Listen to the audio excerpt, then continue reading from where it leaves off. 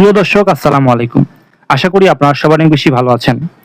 আমার ভিডিওতে যারা নতুন, অবশ্যই তারা সাবস্ক্রাইব করে পাশে থাকবেন। বাংলাদেশের কতটা দুর্বল হলে সেনাবাহিনী একজন নির্বাচিত সরকারকে উৎখাত করতে সহায়তা করে আমেরিকার নির্দেশে, অথবা যে ডক্টর ইউনূস রয়েছেন তার মেটিকুলাস ডিজাইনে একটি দেশের সেনাবাহিনী, যার দায়িত্ব সার্বভৌমত্ব এবং নিজের দেশকে যে শান্তিপ্রিয় রাখতে চেষ্টা করা, কিন্তু সেই সেনাবাহিনী ডক্টর ইউনূসের মেটিকুলাস ডিজাইনের মাধ্যমে একজন নির্বাচিত সরকারকে উৎখাত করেছিল 2024 সালের 5ই আগস্টে।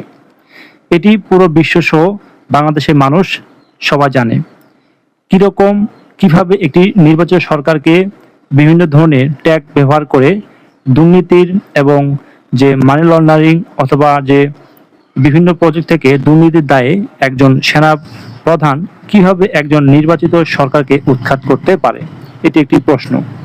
বিভিন্ন মহল থেকে আমরা জানতে পারি, বুঝতে পারি এই দেশের যে সেনা প্রধান রয়েছেন তিনি একটি বিশ্বাসঘাতকতা করেছেন এবং সেই সাথে তিনি একটি দেশের যে সংবিধান রয়েছে সেই সংবিধানকে তিনি লঙ্ঘন করেছে।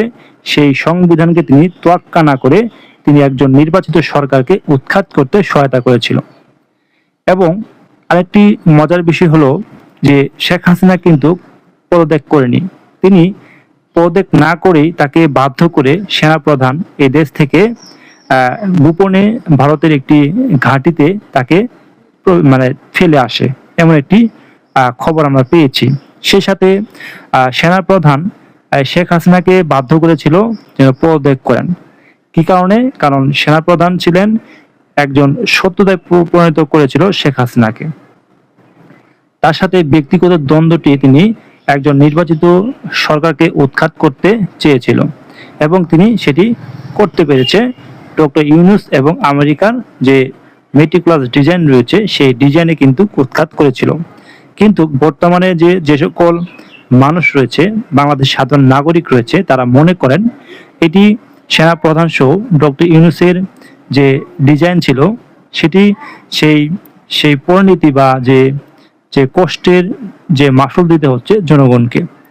এবং জনগণ ইতিপূর্বে এবং বর্তমানে বুঝে ফেলেছে যে কোন সরকারের আমলে তারা খুব ভালো ছিল এবং কোন সরকারের আমলে তারা এই দেশে সুষ্ঠুভাবে যে তেল, গ্যাস, বিদ্যুৎ সহ সকল বিষয়ে তারা কেমন সুবিধা পেয়েছিল সেটি তারা ইতিমধ্যে বুঝতে পেরেছে। এবং তারা মনে করেন যে অতি শীঘ্রই শেখ হাসিনা দেশে আসবেন এবং দেশের যে বর্তমান হালচাল সেটি তিনি বিবেচনা করে তিনি আবার ক্ষমতায় বসবেন এবং 2029 সালের নির্বাচনের মধ্য দিয়েই আবারও আওয়ামী লীগ বা শেখ হাসিনা ক্ষমতায় আসবে বলে অনেক সাধারণ নাগরিক সেটি মনে করেন।